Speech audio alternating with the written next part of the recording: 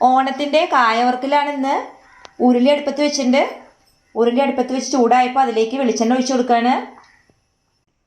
എണ്ണ നന്നായിട്ട് ചൂടായിട്ട് അതിലേക്ക് 4 നുറുക്കി വെച്ചിരിക്കുന്ന നേന്ത്രക്കായ ഇട്ട് കൊടുക്കുകയാണ്.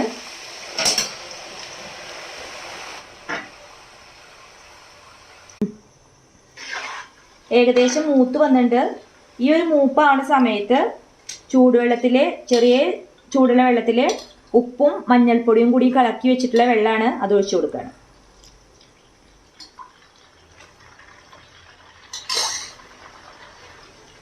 നന്നായിട്ടൊന്ന് ഇളക്കി കൊടുക്കുക. ഇപ്പം നല്ല ഗോൾഡൻ ബ്രൗൺ കളറായിട്ട് ഇളക്കുമ്പോൾ ഒരു സൗണ്ടും വരുന്നുണ്ട്. ഇനി നമുക്കിത് വറുത്ത് കോരി മാറ്റി വയ്ക്കാം.